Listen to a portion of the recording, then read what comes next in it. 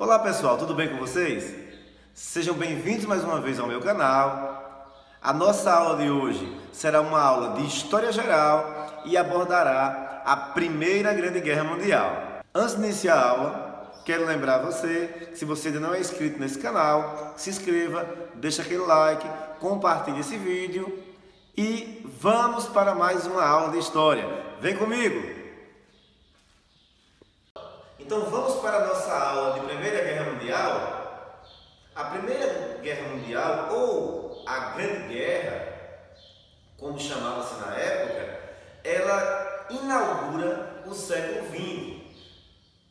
Na perspectiva de Eric Hobsbawm, autor da Era dos Extremos, esse evento ele é o evento que abre as cortinas do século XX, do ponto de vista histórico, é claro.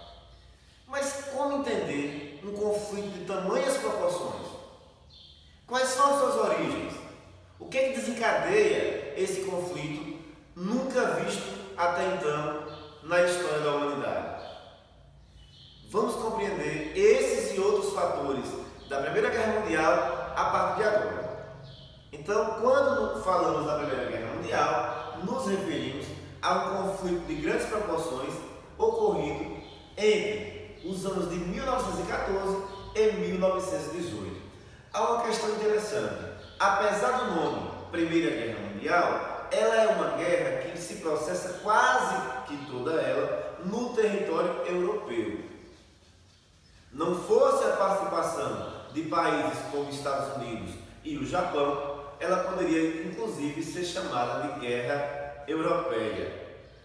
Mas a Primeira Guerra Mundial ela também vai trazer como uma característica peculiar a introdução da tecnologia bélica. É o primeiro grande conflito da era industrial. E essa era industrial vai produzir uma tecnologia da destruição. É todo o conhecimento técnico e científico originário da Revolução Industrial a serviço da morte. Compreender a Primeira Guerra Mundial faz-se necessário um retorno ao século XIX. Um conflito desse tamanho, ele não se inicia por si só. Não é possível compreender a Primeira Guerra Mundial estudando só os 4 anos em que ela se desenrolou. É necessário retornar ao século XIX para compreender os seus antecedentes.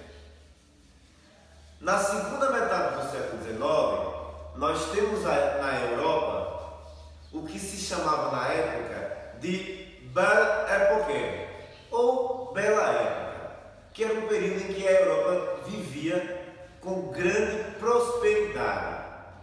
Isso era resultante do desenvolvimento econômico gerado pela industrialização, mas também pelo processo de exploração colonial que vinha se desenvolvendo nos continentes africano e asiático.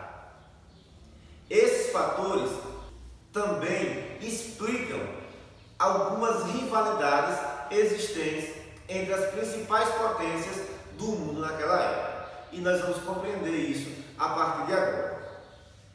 Ao compreender os fatores que desencadearam a Primeira Guerra Mundial, é sempre bom ter em mente que a Primeira Guerra Mundial ela é um choque de imperialismos.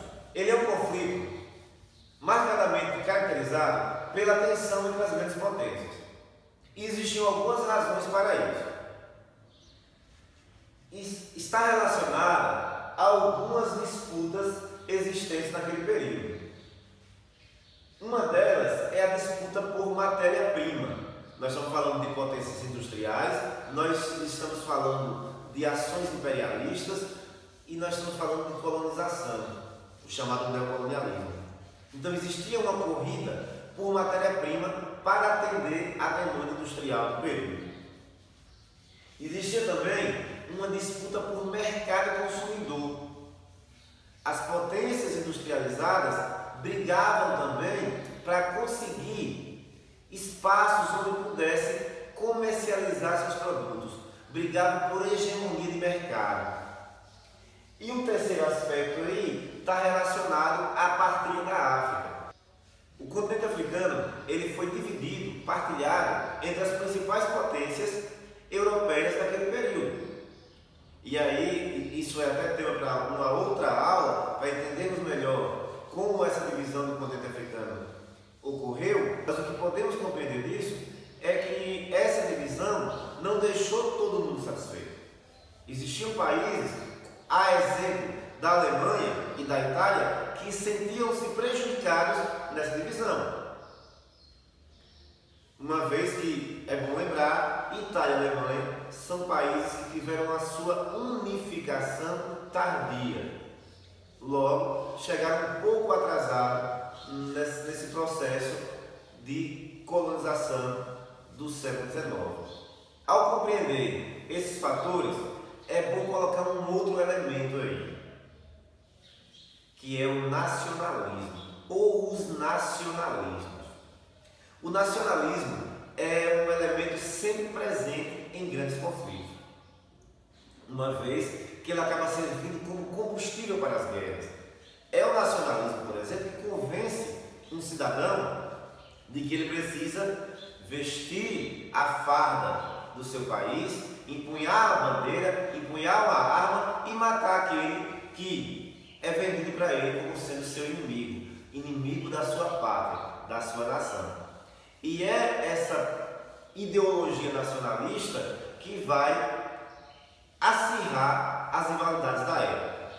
Eu listei aqui 3 exemplos de nacionalismo da época. O pan-germanismo, que era o nacionalismo alemão, a Alemanha recém-formada enquanto nação. O que se entende por Alemanha hoje, até 1871, era um emaranhado de pequenos territórios, de territórios separados, de pequenos reinos. A partir da unificação, então, a Alemanha se torna uma nação, com destaque aí para o Império da Prússia, para o Reino da Prússia, que vai ser o principal reino formador do que compreendemos hoje por Alemanha. A Itália vai passar por um processo parecido. Então, essa formação da Alemanha vem acompanhada de um forte sentimento nacionalista, de um forte sentimento germânico.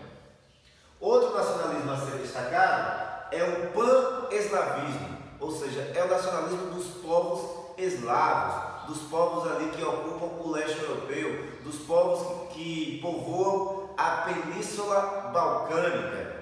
Quando falamos de povos eslavos, estamos nos referindo aos povos como bósnios, sérvios, montenegrinos, dentre outros. Mas podemos incluir aí também, como povos eslavos, a própria Rússia. E a Rússia se colocava naquele momento como defensora dos povos eslavos. A Rússia adotava uma política pan-eslavista. Outro nacionalismo a ser pontuado é o nacionalismo sérvio, que era um nacionalismo naquele momento de caráter separatista.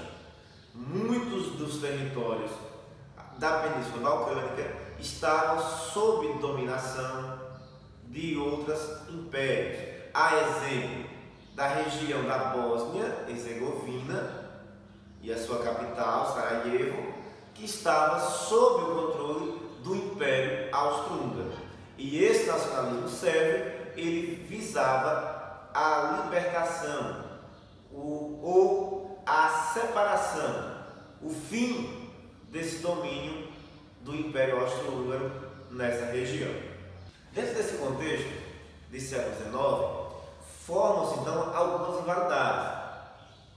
Você tem aí várias rivalidades. Eu vou destacar 2 aqui para vocês.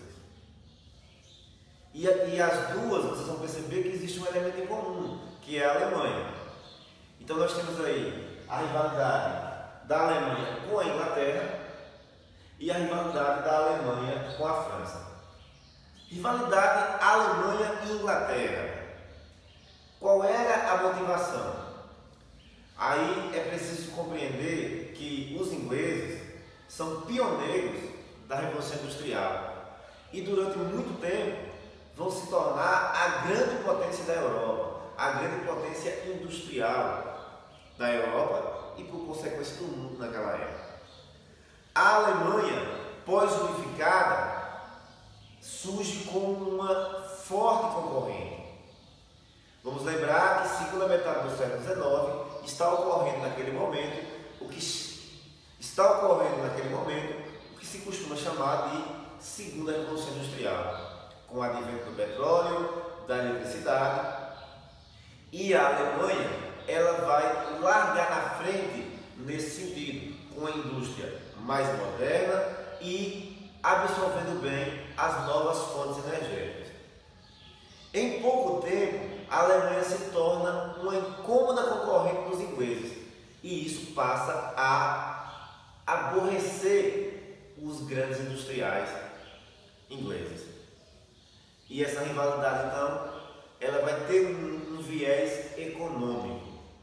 Podemos dizer que a rivalidade entre ingleses e alemães é ocasionada pelo que nós chamamos de disputa por mercado consumidor. A outra rivalidade dessa vez envolvendo a França com a Alemanha, tem a sua origem na própria formação da Alemanha, no processo de unificação da Alemanha. Ela está diretamente relacionada à Guerra Franco-Prussiana, que foi uma guerra entre alemães e franceses, ou entre a Prússia e a França, no momento em que a Alemanha vivenciava a sua unificação. Nesse conflito, que foi vencido pelos alemães, a França acabou perdendo dois importantes territórios, que é o território da Alsácia e da Lorena, e isso gera nos franceses um sentimento de revanche, que nós vamos chamar aqui de revanchismo francês. A partir do contexto que envolve a segunda metade do século XIX, nós temos aí o que se costuma chamar de paz armada. Por que paz armada? Porque nós temos um cenário propício à inclusão de uma guerra, no entanto, não existe uma guerra declarada. Mas as nações começam uma corrida armamentista, começam a costurar alianças militares. E essas alianças militares é que nós vamos ver agora. Nós temos aqui dois blocos antagônicos. O primeiro bloco é formado ainda no século XIX com a presença da Alemanha, da Itália e do Império Austro-Húngaro. Esse bloco de aliados vai ficar conhecido como Tríplice Aliança. E aí eu vou pedir a vocês que coloquem um asteriscozinho aqui na Itália. Depois vocês vão entender por quê. Vamos para o outro bloco, que é o bloco da Tríplice Entente. A Tríplice Entente contava com a Inglaterra, com a França e com a Rússia. Esse bloco foi formado já no início, na virada do século XX. Pronto, então nós temos aí dois blocos antagônicos, nós temos rivalidades, nós temos disputas, temos uma paz armada, uma corrida armamentista, mas não existe uma guerra declarada. O que faltava para a guerra acontecer? É aí que nós chamamos de estopim. Que numa linguagem mais simples, poderíamos chamar também de detonador. Né? É aquilo que faz a bomba detonar. E o que é que acende esse estopim? O que é o fato que vai ser esse detonador da Primeira Guerra Mundial? Esse fato é o assassinato de Francisco Ferdinando. Mas aí vocês podem estar se perguntando: quem é Francisco Ferdinando? Ou quem foi Francisco Ferdinando?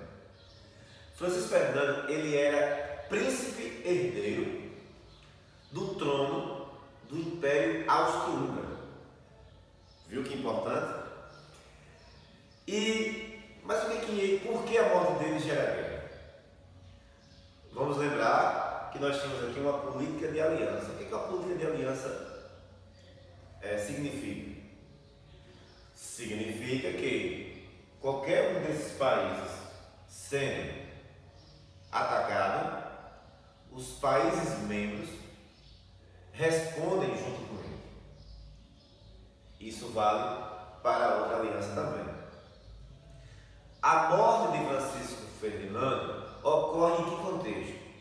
Ele vai até a cidade de Sarajevo, vamos lembrar o que eu disse no início, capital da Bósnia-Herzegovina, que estava sob o controle do Império Austro-Húngaro. E lá ele resolve fazer um desfile em carro aberto, junto com sua esposa. É justamente aí onde ocorre uma ação, na época comandada por um movimento chamado de Mão Negra, que era um movimento nacionalista sérvio, que lutava pela independência, pela separação da região do Império Austro-Húngaro.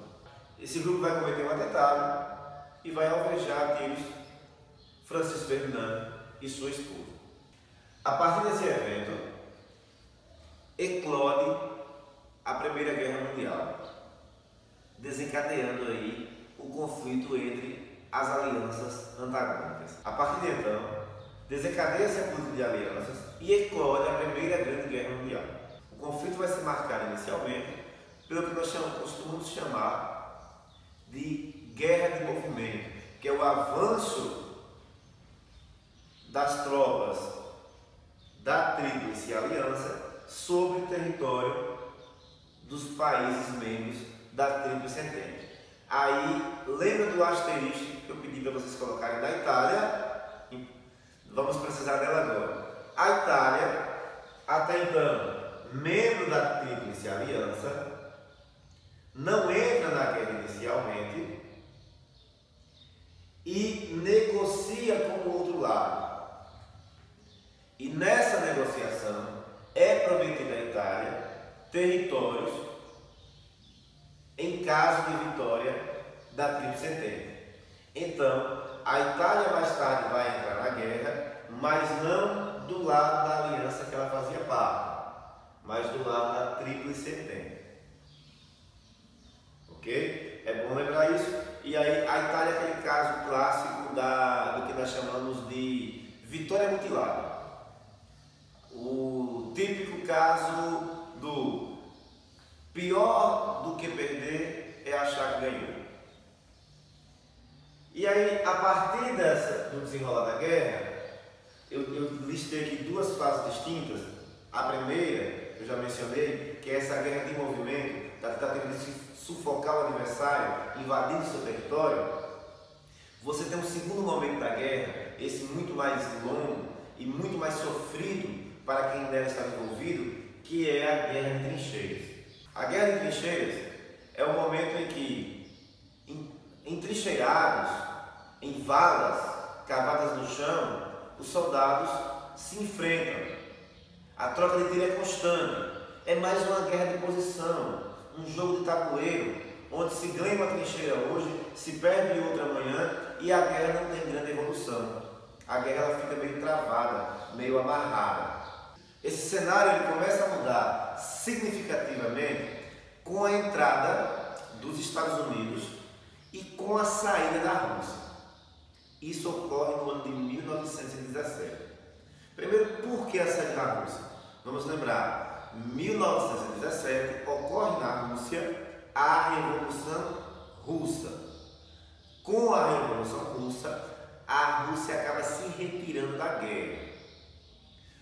A entrada dos Estados Unidos vai se dar muito em razão da tentativa norte-americana de recuperar tudo que foi investido por eles.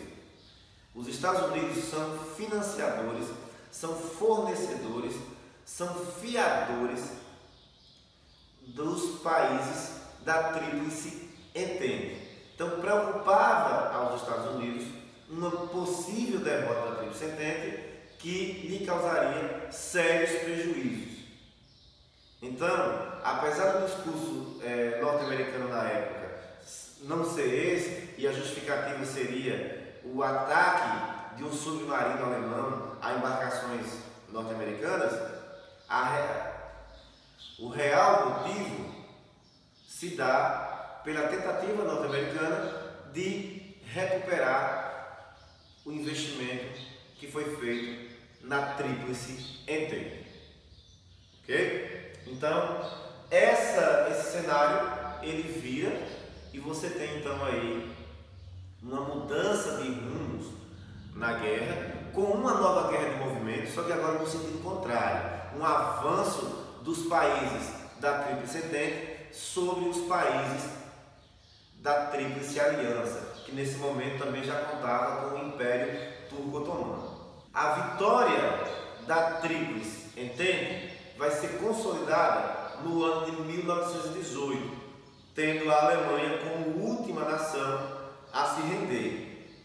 A Alemanha que passa em meio à guerra por uma transformação política, surgindo aí a República, mudando de Império para República.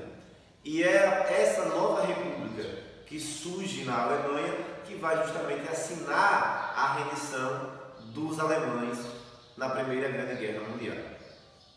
Finalizada a Primeira Grande Guerra Mundial, é importante compreendermos quais foram as consequências deste conflito para a humanidade, para a Europa. A Primeira Grande Guerra ou a Primeira Guerra Mundial vai deixar como legado um novo mundo, uma nova forma de interpretar o mundo. Do ponto de vista das ideias, do ponto de vista ideológico, passa-se a desacreditar em valores originários da Revolução Francesa, as chamadas ideias liberais, como a democracia, o liberalismo econômico, o liberalismo político, passa a ser questionado, passa a ganhar voz discursos mais autoritários, discursos mais totalitários. A Alemanha vai ser talvez a maior castigada com o fim da Primeira Guerra Mundial. Além da derrota, ela vai sofrer com as medidas impostas pelo Tratado de Versalhes, documento que colocava a Alemanha como culpada pela guerra, documento que colocava a Alemanha como a culpada pela guerra e trazia uma série de sanções, como pagamento de indenização aos vencedores, proibição da Alemanha de adquirir qualquer tipo de material bélico, qualquer tipo de armas, limitação do exército alemão a 100 mil homens, além da perda por parte da Alemanha de territórios, de colônias. Então a Alemanha ela é a maior castigada pelo Tratado de Versalhes. Esse documento vai ter consequências. Podemos dizer que aí está a origem da Segunda Guerra Mundial. Além disso, você vai ter a formação da Liga das Nações. Os Estados Unidos passam a ocupar o posto que antes era de países europeus, que é o posto de grande potência econômica do mundo. A Primeira Guerra Mundial também vai deixar como legado a introdução da tecnologia bélica na guerra, a utilização da indústria como instrumento de produção de armamentos. É bom lembrar que na Primeira Guerra Mundial nós tivemos o advento dos tanques de guerra, da metralhadora, dos aviões, dos submarinos, do gás mostarda, do lança-chamas. Então várias armas, várias tecnologias bélicas foram inauguradas na Primeira Grande Guerra Mundial. Além disso, poderíamos listar também a mudança do mapa europeu, com o surgimento de novos países, com o fim de alguns impérios, e podemos dizer também que uma das consequências da Primeira Grande Guerra Mundial é a origem de regimes totalitários como o fascismo e o nazismo. Ok, pessoal? Essa foi a nossa aula sobre Primeira Guerra Mundial. Espero que vocês tenham gostado, espero que vocês tenham aprendido. E se gostaram, se aprenderam, não esqueçam, se ainda não é inscrito, se inscreva no canal, deixe aquele like, compartilhe esse vídeo. Um abraço e até a próxima.